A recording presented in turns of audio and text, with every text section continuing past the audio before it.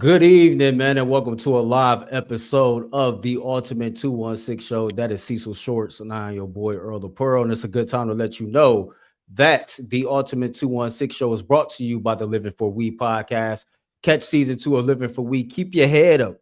Hosted by Marlene Harris Taylor and Maisha Watkins every other Tuesday, presented by Audio Stream Public Media. Each episode takes you deep into the real life struggles of gun violence in communities of colors. Stories that don't always make the headlines. Make sure you subscribe today to Living for We on Apple, Spotify, YouTube, or wherever you get your podcast. How are you? Brother, you there? Can you hear me? All right, so I think I'm having some connection. I'm here, brother. Can you hear me? Yeah, I can hear you. Can you hear me? All right, so we might be having some connection issues right now. I I would couldn't just, hear. can you hear me? Can you see me? I would say log back out, log back in, I and can try to hear you. catch. Yeah. All right, so how are you today? I think you got a bad connection, bro. Yeah. Can you hear me pretty good? All right, y'all, we I can hear you apologize. now. I couldn't hear you before. Yeah, bad connection. I see you ain't in your normal recording spot. Nah, I had to go from the house today. Oh man. Can you hear All me right, though? see if you can log out and log back in. All right. All right, I see. So it's getting this self situated, man. We're going to pretty much give you a breakdown of what today's show is going to be about. So Shedeur Sanders spoke with the Cleveland Browns media for the first time after he was drafted on Saturday via telephone conference, and he had a few things in there that we're going to break down. He talked about how some things pretty much got deeper than football. He talked about the entire draft process. He talked about his father not being a burden. And so we're going to break down some of those things to see how we got to the point that Shedeur Sanders fell to the 5th round and ended up being the 144th overall pick. Then we're going to transition into see how he's going to compete, how he's going to fit in with the city, fit in with the team, and does he have an opportunity long term to make an impact on the Cleveland Browns football team? Make sure you like, make sure you subscribe, and make sure you tell a friend. Also want to take this time to thank everybody who watched all of the draft coverage from the Ultimate Cleveland Sports Show from Thursday to Saturday.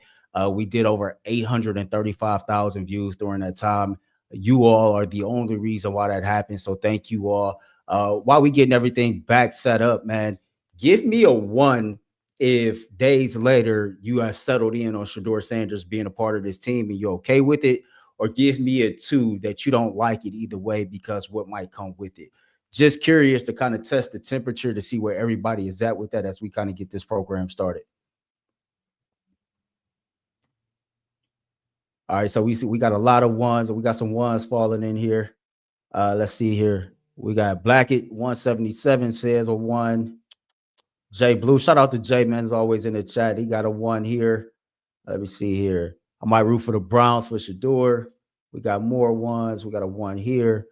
We got a 1 here. We got a 1 here. So we'll go ahead and get started into this. One of the things that Shedeur Sanders talked about is that he felt like, things outside of football was the reason why he fell to the 5th round. I'm going to play the audio for you. And let's see here. What's up, brother? You good now?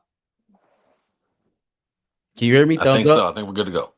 All right, cool. So I was just telling the Thumbs up. fans to drop about a 1 or a 2 to see where they was as far as have they settled in on Shedeur Sanders and being a part of this football team, or 2 if they feel like they just not interested in anything that comes with it.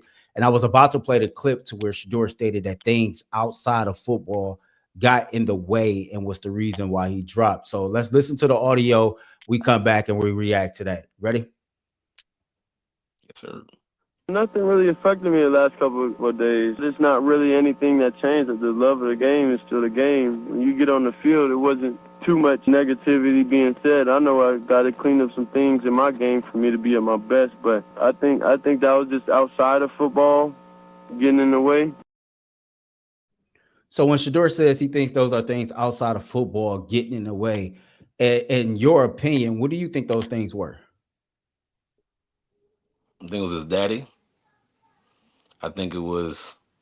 I'll say it's a mix of things. I think it was his daddy in a few ways, right? Mhm. One, in one way, his daddy came out and said some things that kind of rubbed the owners the wrong way.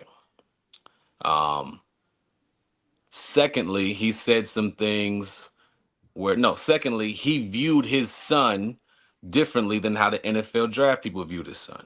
Mhm. Like, think about you as a parent Mhm. and how you view your daughters, like how you view your kids.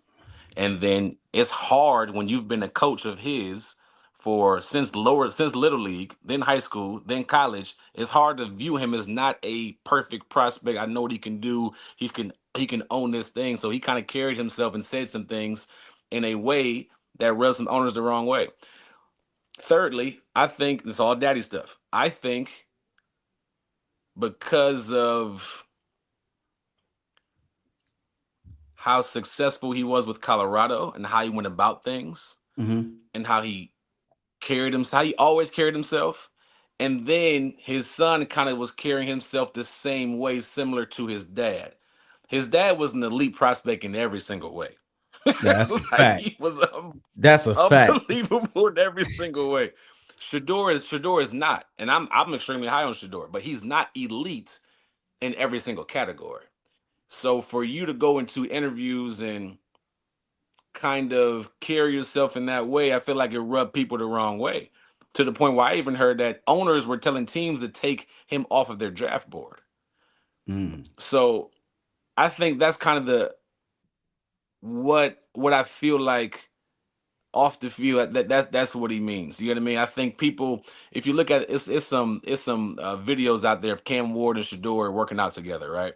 Mhm. And Shedeur goes, "Hey, let's make a rap song together." And Cam was like, "No, I play football." And she was like, "Man, you got no other hobbies outside?" "No, I play football. I want people to know me and look me up and they say American football." And Shador has more of, I want to build my brand. Nothing wrong with that. But I'm answering the question, what do you like, what do I think Right. was the off field stuff that kind of turned that around and why he slid? I think it's a lot of the off the field stuff. People are scared of that. I don't think everybody can handle it. I think people are really nervous about how to handle his dad and his persona. So before I respond to that, I think this is a good portion of the show to play the clip from Shador talking about his dad and whether he felt like his dad was a burden or not. I want the fan base to take a listen to this. Check this out. It's never a burden. I wouldn't look at that as that. Like, it's nothing I would be able to go back and wish that wasn't my dad, because I'm truly thankful for him being there and the structure I have. It's never really a burden. Other kids in similar situations, I want them to be proud of what their fathers and what they have accomplished. So for me, this is how I look at it, because I think it's a double-edged sword here. On one hand, I think it's a good thing that he has a present father, a loving present father that has instilled a lot of core values in him that's going to take him far in life, right? And I think that anybody that's a parent should appreciate the fact that Shedeur Sanders comes from good stock. You know, he's not one of those kids that come from the ghetto, come from the projects. He's not banking on an NFL money to change the narrative of his life or the trajectory of his life financially. You know, his parents worked their ass off to put themselves in a position so that Shedeur can grow up comfortable and not really go through some of the hardships that you and I went through. Now, with that being said, I do think that Deion made some mistakes during this entire process. You know, Deion is a talker like me and you. We are media members, right? Deion likes to talk. And for the most part, I think Deion does a good job of spitting positive affirmations out of his mouth. But Deion all knows, man, that life and death is in the power of the tongue. And when you go out here nationally and you try to make yourself or your son bigger than a multi-billion-dollar company known as the NFL, then the NFL is going to humble you 10 times out of 10, twice a week, 7 days a week, 24 hours a day. That's just the reality of the situation. You know, I seen some of those interviews when Deion said out loud and publicly that, you know, there's certain teams that my son is not going to go to, right? And how they were going to pull Archie Manning. And even if that was your kind of like your blueprint or your plan, you know, it's probably not the smartest thing to say that out loud, knowing that this is going to reach millions of people. And honestly, his future at this point is quite honestly is out of your hands. To me, I think it is a privilege to play in the NFL. I think that any team that drafts you, no matter where they draft you, you should take advantage of that situation because there are plenty of men who desire to play in the league and would never do so. And as you were talking and making your point, I thought about you. I know your dad. Shout out to Coach Shorts, right? Cecil Shorts was the head coach of Collinwood football team, and you played for your dad. And it wasn't always the smoothest relationship, when you all was out there. But when you went through the draft process, can you just remember how Coach Shorts went about things and how he conducted themselves and like how hands on or hands off was your dad as you was going through the draft process yourself? He was hands off because, um, and I think it's interesting. He was hands off. He would talk to my agent. He would check on me every day, all the time, but he was hands off. But he had so much confidence in me and belief in me because I was his son that he would even get frustrated on draft night, day 2 of draft, that I didn't go second or third round. I'm like, man, we all have hopes and dreams of going high, but I'm D3. You know what I mean? So like, if my dad can think of that about me from a Division 3 school, imagine what Dion feels about his son at Colorado, at Jackson State, and competing against the best of the best every single week, and understanding he's seen it and seen it all. You know what I mean? Good, bad, and ugly. So um, it's an interesting. It's hard to view your son outside of your son when that's your son playing the sport that you love. I don't know if Mhm. that makes sense, but it's hard to view like that athlete that's your child outside of your child. So you love and care, and know, and that what they can do, but because you do that and love that doesn't mean that other people feel the same way. Um, and I think my dad knew too. Like, I don't know as much about the league. All right, we lost Cecil via his connection there. Let's go through some of the comments, man, while Cecil get his connection back, man. Shout out to everybody that's watching. We got over 260 live viewers. Let's just go through and see what some of the people have to say. Live Effect Sports Network says, make sure to Shedeur Sanders to bring Colorado fans because y'all the new source, everything Shedeur. RT the brand says, cut Watson, start Shedeur. Says, somebody getting blocked. Guess who? Says, I think race did matter. They didn't blackball Eli.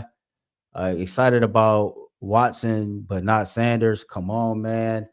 Let's see what else we got here.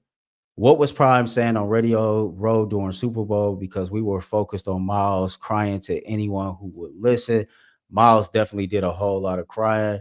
Who is this? New Don says, nothing worse than a black man hating on another black man, but yet eating off the hate that y'all create.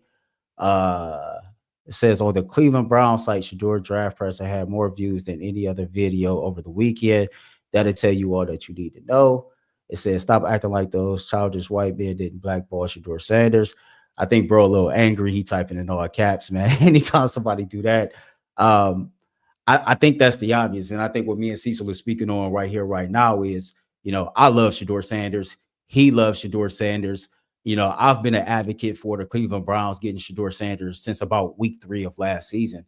And it's funny because the next time that me and Mikey McNuggets get an opportunity to do a show together, he'll tell you, I remember right after the Raiders game, I started pulling up Shedeur Sanders tape and just start, trying to speak this into existence that if we ever got down this road, this will be the quarterback that I would want. And just because I'm happy that, we got Shedeur Sanders, I do feel like there was some missteps in this entire process.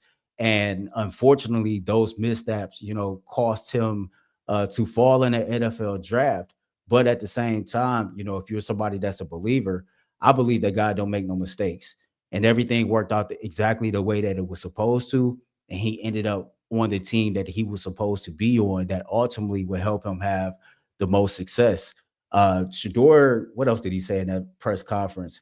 He talked about it just really became about getting the opportunity once he seen himself kind of slip out the first round and the second round. Take a listen to this. It was more just understanding that the main thing is just getting an opportunity. That was my main goal. After we watched, the first, second round go by, and my name wasn't called or anything, it was okay. All we need is an opportunity.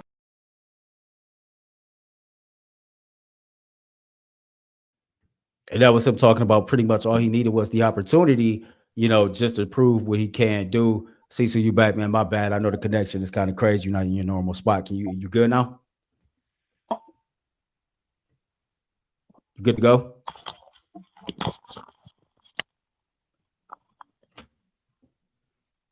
You good to go? All right, yeah, I can hear you. You good to go? Yeah, I'm good. As long as you can hear me, I'm good. Can you hear me? All right, so yeah, I can hear you. Can you hear me? Yeah, I had to go to the phone. I'm sorry, man. No, you're all right. So just knowing, like Shedeur talked about how it became just about opportunity to play. I was telling the audience that just because I think it was the entire process doesn't mean I'm aware of everything that was going on. I think everything happened for a reason, and I think honestly, when you look at it, at the end of the day, we should be happy fans. We are two people who really wanted Shedeur Sanders here. I think that this is the best fit for Shedeur Sanders playing in a Kevin Stefanski style offense. It's funny, man. I feel like we manifested this, right? Billy got to play. You know what I mean? He's in a situation to where I think he's going to thrive. That Bill Musgrave has the relationship with his father, and I'm pretty sure that conversations has been had between those two and Kevin Stefanski. The relationship between Pat Shurmur and Kevin Stefanski, Pat Shurmur being his offensive coordinator at the University of Colorado. So there are positive relationships across the board. And I think Shedeur Sanders is going to be put in a situation to thrive. Before we move on to, the positive and how Shedeur can help us, there was another clip that, Shedeur said he wouldn't change anything about the process. I want to play this for you, and I want to tell me if you agree or not. Cool? I feel like in life, it's always a way I can improve. So it's always in different areas I'm able to improve. And some things that I could have done at the time that seemed right at the time, I could have went about it a different way. So I don't know if you stuck. I don't know if you heard that or not, but Shedeur said there's some things that he can improve on, and he felt like some things that he could have went about a different way. So y'all tell me what y'all think. Do y'all think that there were some missteps by the Sanders camp and how they went about the draft process? Do you think anything that his dad did hurt him in the short term as far as the impact in his draft stock, or do you think it was something else? I'd be interested to know what you all have to think as we move on to the next portion of our show. Don't forget to hit that like button, man, subscribe, and tell a friend about the Ultimate Cleveland Sports Show and our spinoff shows. This is a good time to let you know that this episode is brought to you by the Buckeye State Credit Union. Today's episode is brought to you by Buckeye State Credit Union. If you are unfamiliar with them, let me introduce you to the financial friend you don't know you need until now. Buckeye State Credit Union is a local brand that offers a wide range of products from saving accounts to mortgages and auto loans. They have some of the lowest rates around and are committed to serving Northeast Ohio. The Cleveland location is in Shaker Heights, but there are 5 brick and mortar locations across the state. Basically, Buckeye State Credit Union is here to help make your life easier. They make banking more convenient, always putting the customer first, so you leave feeling cared for, valued, and respected. At Buckeye State Credit Union, our core values are what we set us apart: connect, simplify, and adapt. These values make Buckeye State Credit Union the right choice for you. For more information, head over to buckeye.com. For more information, Buckeye State Credit Union, your money simplified. So Shedeur Sanders is here now, right? We can finally move past, how he failed, why he failed, etc. My next question to you would be, how do you think that Shedeur Sanders can help this football team? Do you believe that his mentality fits Cleveland's blue collar underdog style? I think that the perception and the persona of Shedeur Sanders, based on people that I've talked to that has covered Colorado, I think it gets overblown in a negative light. From what I've been told, Shedeur Sanders is a leader is a hard worker, somebody that pretty much loves to make rap songs and study his playbook and work on his craft when it comes to football. We have talked ad nauseum about Shedeur Sanders being a guy that fits Kevin Stefanski's offense perfectly well. Everything that he does above the shoulders, we talked about the high football IQ. We talked about the pocket poise, the ball placement, being able to perform under pressure, the footwork, the mechanics, the clutch, the toughness. We talked about all of that, but we also talked about his weaknesses, right? And just a lean frame. Doesn't have really any elite traits unless you consider accuracy elite trait, might hold on to the ball too long, might lack the anticipation, doesn't slide enough. And Shedeur talked about, just being excited to show who he is and what he's looking forward to in the city of Cleveland. Take a listen to this. The system, the offense, I would say the receivers, the running backs, I would say the O-line. It's really I want to be able to get in there and meet all these different personalities, and even the corner. Even Denzel Ward, was pretty cool. He reached out. It's really just getting around the people and being able to live in the building. And that was Shedeur talking about, just getting here, arriving in the city of Cleveland, and just being able to get himself familiar with the offense. Listen, Shedeur Sanders is going to be in a quarterback battle, and he's at a point in his, now that damn where you was drafted, it's time to come in, man, put that hard hat on, put your head down and get to work. And, he's going to be in a quarterback competition with Dillon Gabriel. The Browns also have Kenny Pickett and Joe Flacco in that room. By the way, the Cleveland Browns opted to not pick up Kenny Pickett's fifth-year option today. So he's essentially on a one-year deal. He's the fourth quarterback on this roster, and he's going to have to work his way up the depth chart. I know a lot of you all believe that from a football aspect, you're talking about a guy that, according to many draft experts and analysts, was a top 30 overall prospect, and the Browns got him at 144. So we know the talent is there, right? We know that he was, depending on who you talk to, he was no lower than the third-ranked quarterback on a lot of these draft analysts' big board. We all know and believe that Shedeur Sanders fell in the draft due to reasons that didn't have to do with his play on the football field or his actual skill set. So in a sense, the Cleveland Browns got a steal. So, knowing that he's in a quarterback competition with Dillon Gabriel, who at the time we overreacted to that pick because the Cleveland Browns drafted presumably a third-string quarterback with pick 94. But just going back and doing more research on Dillon Gabriel and just really looking at him, I mean, the dude has always been solid. He completed 65% of his passes last year for over 3,800 yards.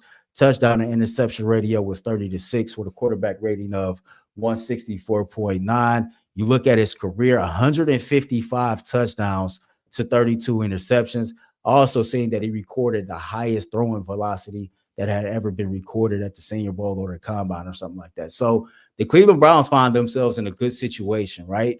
You have two quarterbacks that you drafted this year that, in my opinion, fits the mold of what Kevin Stefanski wants to do. The only difference between the two is Dillon Gabriel is like 5'11", 6 feet with cleats on. And you got them on rookie deals. We all know how expensive that quarterback room is. So I think this is a good situation to where you could possibly find your long-term backup and your long-term starter in the same draft. And if this all works out, you could take those two draft picks next year and either add some playmakers or flip one of those picks for a 2027 draft pick, first-round pick.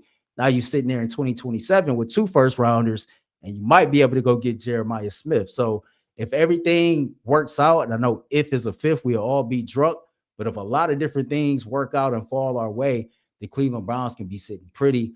I think in an ideal situation, they both come in, they get an opportunity to pick the mind of the veteran quarterback Joe Flacco, but really get in there with Tommy Rees and Billy Musgrave and just work on their flaws, work on their mechanics, and start really, taking advantage of all their reps and just, showing the Browns organization that they didn't make a mistake. So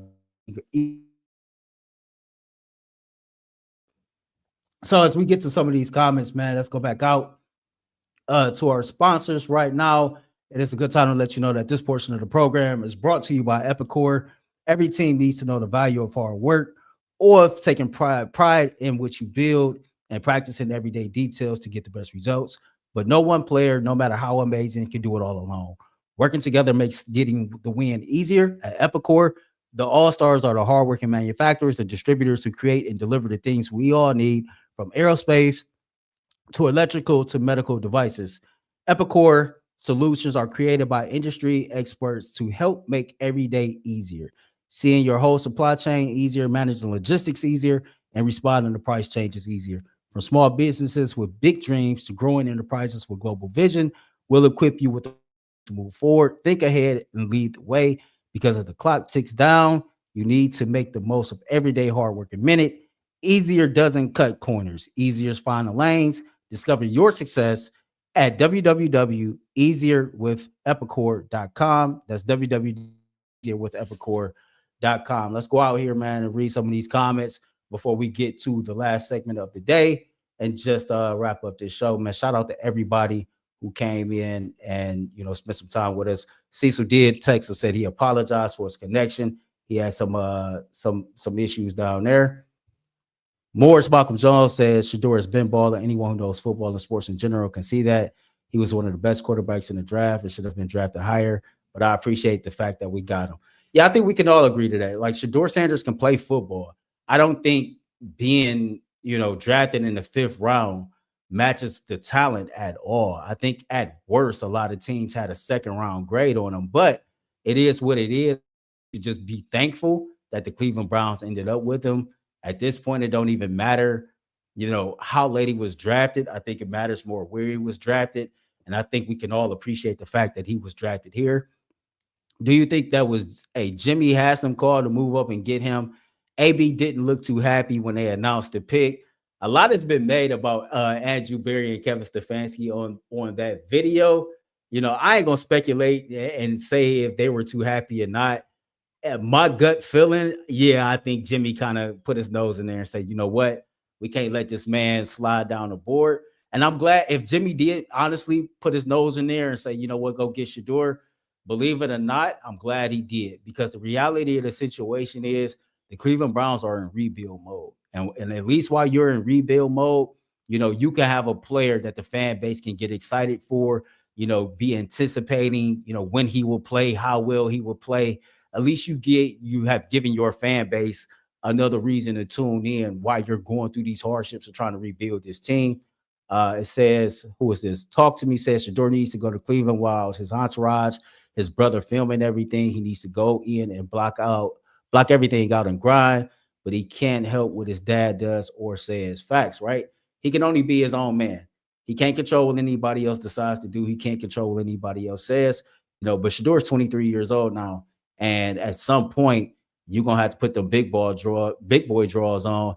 I might have to check your father a time or two when you feel like, okay, I'm a man, I can handle this. I think his father means well. I think his father is doing everything that he's doing, in my opinion, out of love for his son and just want to see his son in the best situation. But even as parents, man, we make mistakes, and we got to understand it ain't no handbook to being a parent, whether you're my age, 37, or Deion Sanders' age, right? Sometimes we all overstep and make missteps when we're really just trying to do what we think is in our children's best interest. There's a big difference between confidence and arrogance. Every time you see him on social media, he has 6 cameras in his face, live streaming everything he does. It's exhausting and it rubs people the wrong way. I think I don't think that's necessarily being arrogant. I think that's just branding. I think that Shedeur Sanders, as Cecil alluded to, he's interested in playing football, but he's also interested in the brand of which is Shedeur Sanders. It says, Leon says, bro, I don't know what happened. It's something every draft. These scouts and GMs petty, just like everyone else. Otis says, I love this Sanders kid. Can't wait to see his career play out. Let's get to one more. Daddy needs to stay home. It's time to grow up. Eventually, man, we got to all let our children's hands go and, allow them to be their own man or own woman and make their own choices. Let's get to the final portion of the show as we talk about the Cleveland Cavaliers. In about 2 hours from now, they play game 4 of the first round against the Miami Heat. This is a good time to let you know that this portion of the program is brought to you by FanDuel. The NBA playoffs are almost here, And FanDuel is giving new customers an incredible way to get into the action. Right now, when you join FanDuel and place your first $5 bet, you'll get a $250 bonus bet if your bet wins. Me personally, I love how FanDuel right now is giving you an opportunity to get a 30% boost when you are betting on the Cleveland Cavaliers throughout the entire playoffs. Don't miss out. Head to FanDuel.com/UCSS and claim your $250 in bonus bets today. So we only got a few minutes. I've been putting together parlays lately. Listen, I don't know about y'all, but when I jump on FanDuel to make a parlay, it's like playing a lottery. I feel like today gonna be the day. If there was an award for a person who have missed parlays by one leg, it would be me. I feel like I miss a lot of my parlays by one leg, but we're not gonna do that tonight. I dropped in. Yeah, I see the brooms out, Freddie. Shout out to my man Freddie. He already asked the questions for me. Drop your brooms in the chat if you think the Cleveland Cavaliers are going to sweep Miami tonight, or drop a 1 in the chat if you think the Cavaliers are going to wrap this up in Game 5 Wednesday night at home. I think they snatched their soul on Saturday, personally, right? I think that, even without Darius Garland, even after the back and forth between Darius and Tyler Hero, the Cleveland Cavaliers came out there, man, and they let them know that no matter what adjustments that the Miami Heat make, no matter how good of a coach Eric Spoelstra is, the reality of the situation is, man, they just don't really have the personnel to match up with the Cleveland Cavaliers. And it's got to be frustrating for a head coach to know that you're making the proper adjustments and that you're doing what you can to counter whatever Cleveland is doing, and it's still not enough. On a day where Donovan Mitchell had his worst game of the playoffs, you had guys like Max Strus and DeAndre Hunter show up and ball out. So the Cavaliers continue to deploy a plethora of weapons of mass destruction that, quite frankly, is just too much for the Miami Heat. I thought if Miami was going to get at least one game, I thought it would be the game that was Saturday. To me, with that 1 o'clock start, I think Cleveland got into Miami on Thursday, found out Evan Mobley won Defensive Player of the Year, kind of partied a little bit, maybe not. I just thought it was a game that if Miami was going to get Cleveland, quote unquote, that was the game to be got. Not only did they not get us, we went out there and we whooped their ass. And so, as we hopefully wrap up this series tonight and get ready to face the winner of the Bucks and the Pacers series, the Pacers, it's going to be quite interesting. Let's get to our FanDuel parlay. Before we do that, the game tonight, 7:30 p.m. on TNT. The Cleveland Cavaliers are 9-point favorites, and the over-under is set at 210.5. So this is what I did. I did a 6-leg parlay, right? That's what I got here. 1, 2, 3, 4, 5, 6, 7. I did an 8-leg parlay, right? So I got Donovan Mitchell at 25 plus points. I got Evan Mobley at 15 points. Jared Allen at 10. I got Touch of Room to score 10 points. DeAndre Hunter with 10. Donovan Mitchell with 2 made threes. Evan Mobley with 6 rebounds. Jared Allen with 6 rebounds. Go ahead and throw $10 on that. Use that boost and see if we can all win some money tonight as the Cleveland Cavaliers look to close out the Miami Heat. I want to apologize for the technical difficulties in this episode, man. That's not how we like to do things.